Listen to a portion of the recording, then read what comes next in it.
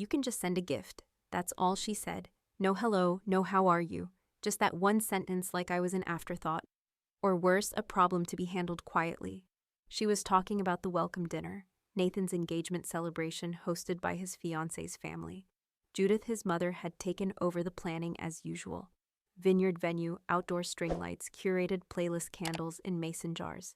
Supposed to be rustic elegance, but every detail whispered something else. This is our circle. Please don't step inside. I still remember how I stood there in my kitchen holding the phone. Hearing that line echo, you can just send a gift. If you've ever been left out by someone who pretended it was polite, go ahead and subscribe to Revenge with Seren. This story was written for quiet women who carry the whole history, even when no one asks. I hadn't spoken to Judith in years, not since the court case. Not since I refused to look the other way when her brother, my brother-in-law, got caught misusing state housing funds. I was the judge on record. I did my job, I followed the law. And after that, I disappeared from the family. No invitations, no birthday texts, no holiday photos. Nathan stopped calling me. His silence hurt more than Judith's frost ever could. Still, when the ivory envelope came in the mail, something in me paused. It wasn't handwritten, just printed details. Dinner under the stars, dress code, southern casual. At the bottom in soft blue ink, there was one thing that made me say yes. Nathan had signed it. That was all it took, just his name. No message, no smiley face, just proof that I wasn't entirely erased. If you've ever held on to something small because it mattered more than anyone knew, you're not alone. Stick around. This one unfolds slowly, but it lands. I wore navy, a soft wrap dress with sleeves. No jewelry, except for my watch. I didn't want attention. I just wanted, I don't know, to exist again maybe, to be seen. The vineyard was beautiful. Fading September sun twinkle lights, overhead tables dressed in burlap, and baby's breath. I parked near the back. No valet, no greeter. I walked in by myself. Judith saw me first. She didn't flinch, didn't smile either. Just raised her eyebrows like she wasn't expecting me, though we both knew better. Oh, she said. You came, I did. Well, feel free to sit near the edge. There's a little space by the back table. Her tone was polite enough to pass, but cold enough that even strangers could feel it. Then she turned away. I found a seat beside two women from Logan's side, his aunts maybe, kind eyes. They offered me a roll and asked about my drive-in. I answered softly, grateful for their warmth. For a few minutes, I felt almost included. Then dinner was served, and with it, the speeches. Nathan went first. He stumbled a little, grinned nervously. Talked about growing up, how Logan made him better. It was sweet, honest. Logan followed, and I liked him instantly. He wasn't showy, just steady. He looked at Nathan like he knew how lucky he was. But even as he spoke, I could feel Judith rising, not from her seat yet, but inside the room, like the air got thinner and everyone else started shrinking. She stood with a glass of wine and a voice that had practiced charm. Tonight is about celebration, she said, about new beginnings, strong foundations, and the kind of love that doesn't flinch when things get hard. People nodded politely. She smiled wider. Of course, not everyone here understands that kind of loyalty. Some people wear their shame like jewelry, hoping the sparkle covers the cracks. There was a little laugh somewhere in the middle, the kind that gets caught in a throat. I didn't blink, but Logan did. He looked over at me, just a glance at first. Then a pause, his brow tightened. Like something had clicked, but he didn't want to believe it just yet. I sat completely still, my hands in my lap, my jaw soft, but my pulse fast. Because what Judith didn't know was that Logan had seen me before, not in a family photo, not in a church pew, but in a courtroom 6 years ago. Civil suit 308 housing fraud. I was presiding. He was just a student sitting in the gallery shadowing a summer legal fellowship. He watched that trial. He watched me work. He just didn't know who I was. Not yet. The champagne hadn't even gone flat when Judith returned with a glass of wine I hadn't asked for. She held it out to me like a peace offering, but her smile was too rehearsed, too precise. Pinot Noir, she said lightly. A classic. Strong but not too forward. It wasn't kindness. It was choreography. I took the glass without blinking, because refusing would have made me the difficult one. And that was always Judith's specialty, pushing you into a corner, then smiling like she'd invited you to sit. If you've ever been boxed in by someone who used grace like a knife, you're not alone. Subscribe to Revenge with Seren because some of us were erased with politeness.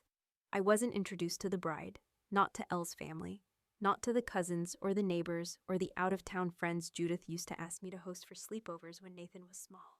I wasn't forgotten. I was deliberately excluded. From the edge of the party, I watched her work the crowd. She was magnetic in that way. That's more strategy than warmth, moving from guest to guest like she owned the script, and everyone else was reading supporting lines.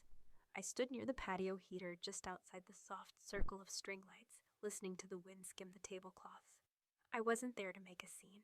I just wanted to see who still saw me. After dessert, Judith raised a glass for a second toast.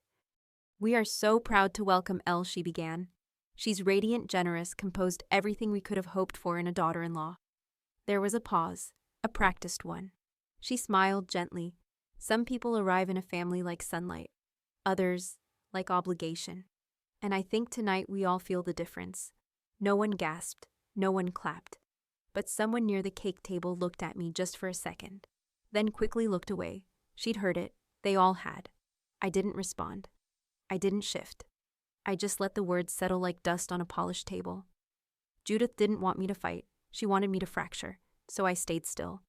If you've ever been insulted so gently that no one else could call it out, but you still felt the cut stay with me, this story turns, but not how she expected.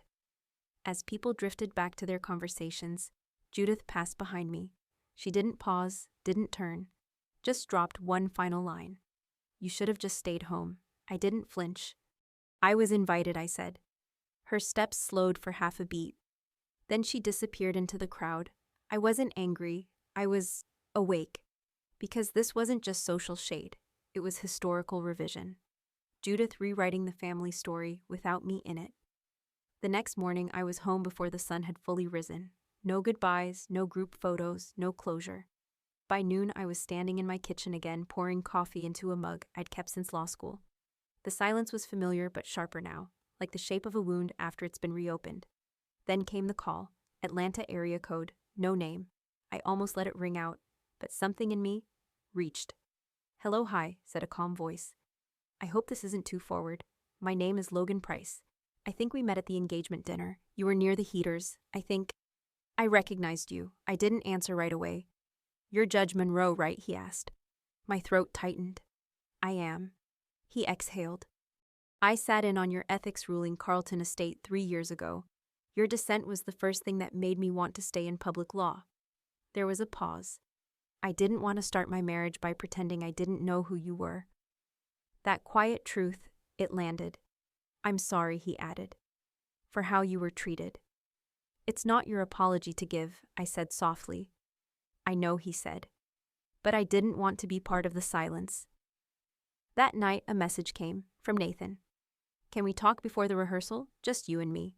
I stared at it for a long time, then typed, "Tell me when." We met the next day at a quiet cafe between the chapel and the venue.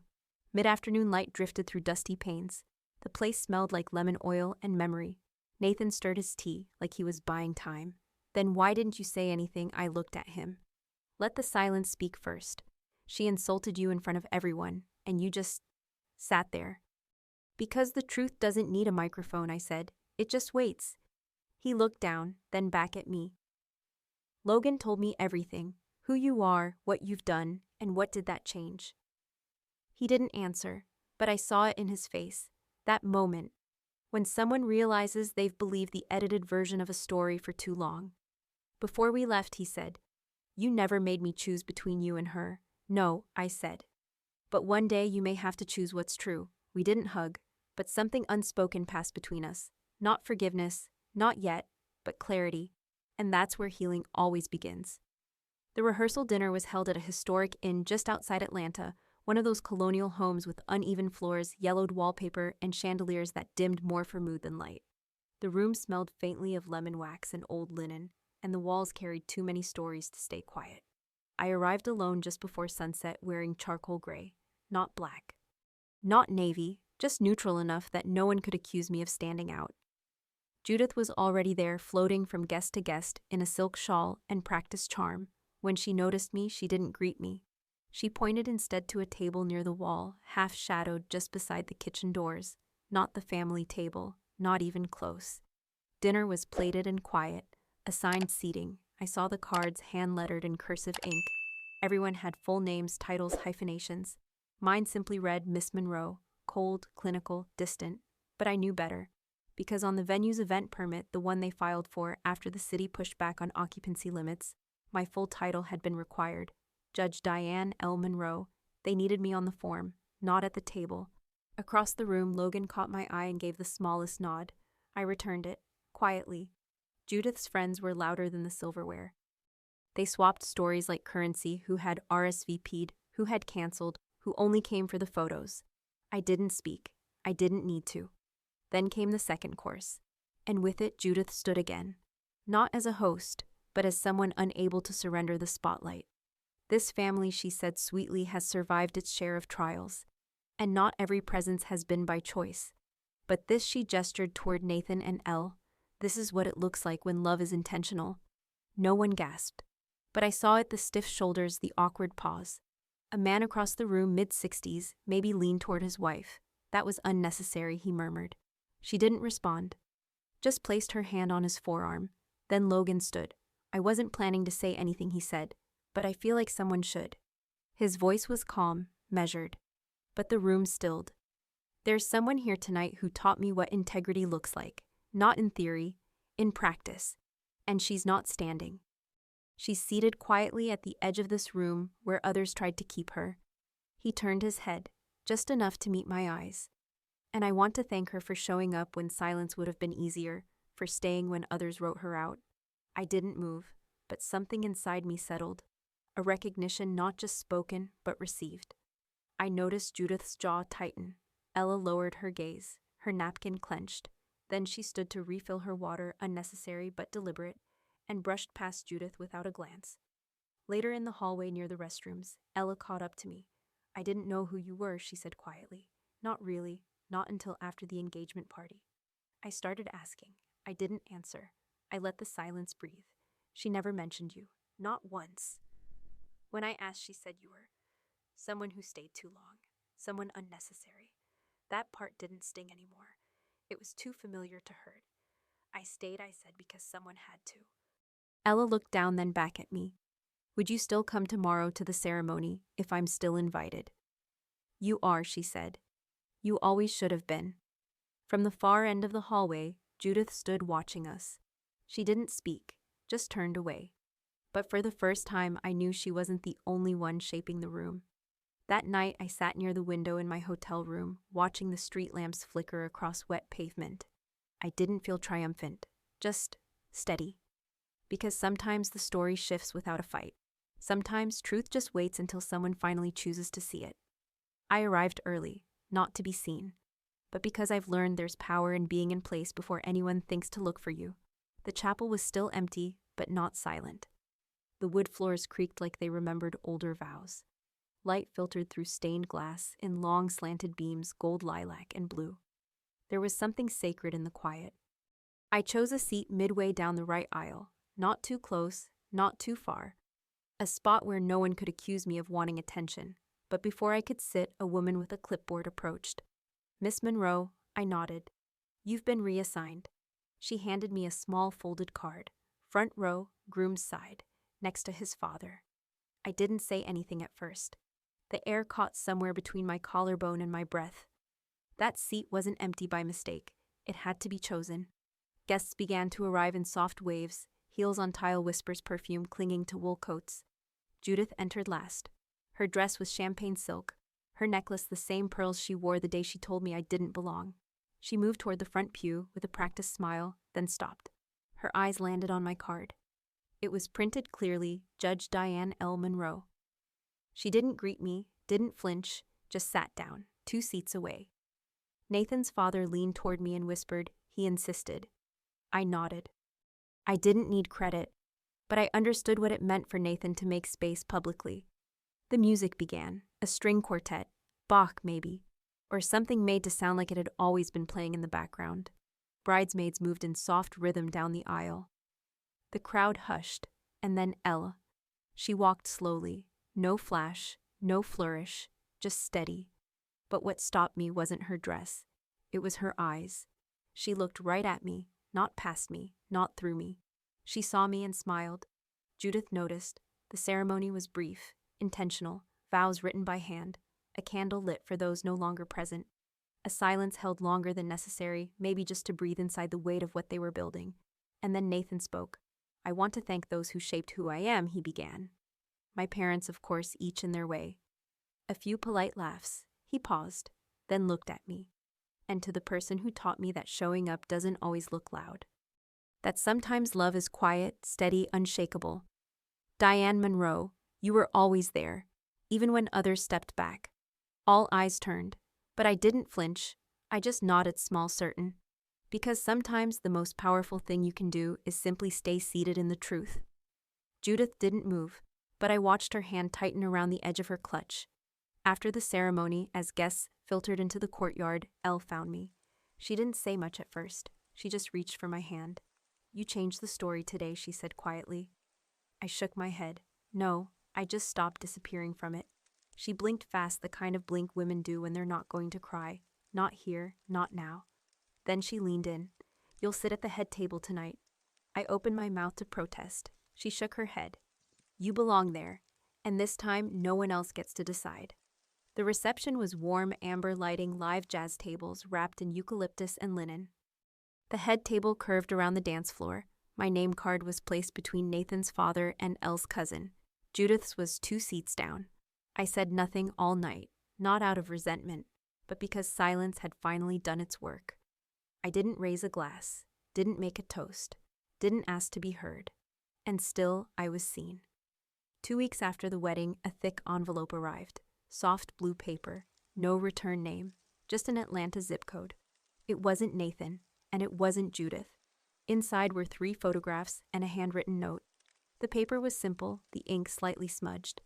The first photo, Logan standing behind the microphone at the rehearsal mid-speech, serious, clear-eyed, choosing his moment.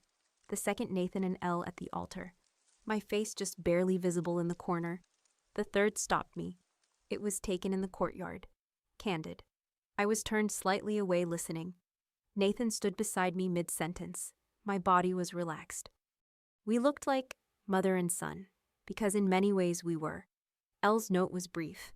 "They didn't include you in the official album, but I wanted you to have these. I will never forget who held him up when others stepped away. There is no family story without you. If you've ever been left out of a narrative, you helped write this part is for you. Because omission isn't erasure, and forgetting doesn't undo presence." I placed the photos inside my own scrapbook, not Judith's, mine. It wasn't leather-bound. It wasn't filled with post portraits or overseas cruises.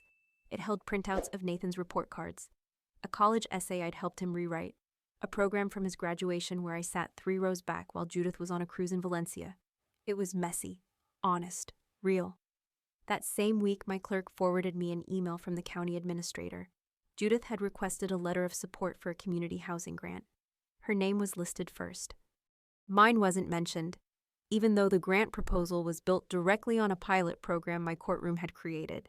No credit, no acknowledgement, just borrowed bricks for a house she was building in her name. I didn't respond. But I did make a call, not to confront, to clarify. The city commissioner's assistant picked up. "Yes," she said, "we saw her proposal, but your name came up when we looked into the origin of the program. Thank you for confirming."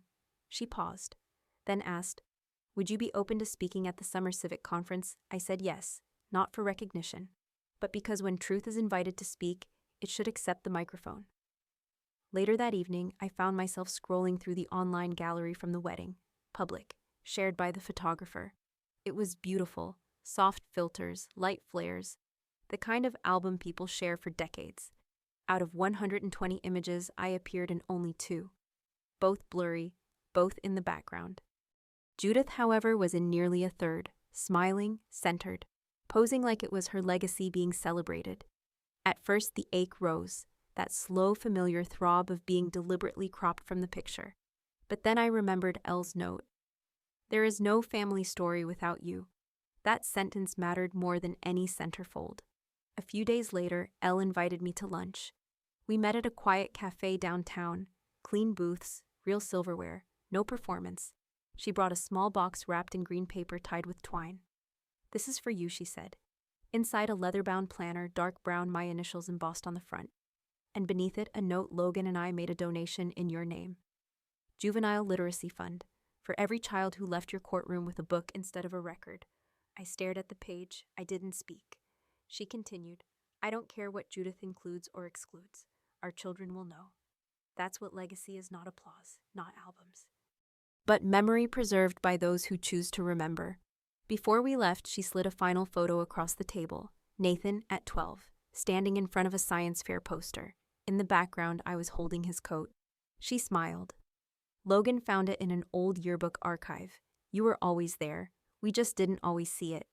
I tucked the photo inside the front cover of my scrapbook. Not to show anyone. Just to remind myself I wasn't written out. I just wasn't credited yet. I didn't expect to see my name again. Not after the wedding, not after the scrapbook. Not after Elle's quiet thank you in that cafe. But some truths don't stay buried. They surface not with noise, but with ink. It started like any other court morning. My clerk dropped a thin manila folder on my desk. Fire permit request, vineyard venue, cutting it close. I opened it without thinking. Blueprints, tables, fire lanes, emergency lighting. Then I saw it. The venue address.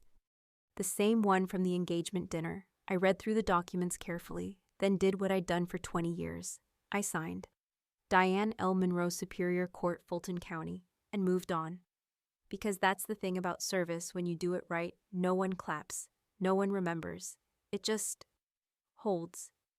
Months passed. Then one Monday, a glossy magazine landed on my desk. Sticky note in my clerk's handwriting, page 42. "You'll want to see this." It was a spread on Atlanta's most elegant events. Halfway through the feature, a photo of the vineyard at twilight. String lights, polished tables, golden sky. And under it, thanks to judicial facilitation by Judge Diane Monroe, the fire exemption for this event was cleared just in time. I blinked. Not because I needed credit, but because for once it was printed. That evening, my phone buzzed. A text from Logan. She saw the article. I didn't ask who she was. I already knew. An hour later, Nathan called. "Mom saw the magazine," he said. "She didn't know you'd approved the permit." I stayed silent. She said it made her look foolish. Still, I said nothing. Then she asked why you never said anything. Why you didn't tell her you helped. That made me pause. Because I said slowly, I wasn't trying to be seen. I was trying to make sure people could gather safely. That's the difference between performance and responsibility. Nathan went quiet. He always did when something landed true. Then she wants to talk. Not just about the permit, about everything. I didn't answer right away. Because when someone has tried for years to erase you, even their apology can sound like a performance. I asked for no more calls, I almost said. But I didn't, because growth doesn't always arrive gently, and silence isn't always the answer. "Tell her she can call me," I said. The call came that weekend. Judith's voice measured, not performative, no preamble. "Just I saw the article. I know. You never mentioned it." "No." She was quiet a moment. "Then I assumed you'd want people to know." "That's the difference between us," I said. "I don't work to be seen. I work so things can stand." Another pause. Then came the part I didn't expect. "I didn't know how to include you." "That's not true," I said. "You knew. You just chose not to." She exhaled, shaky but real.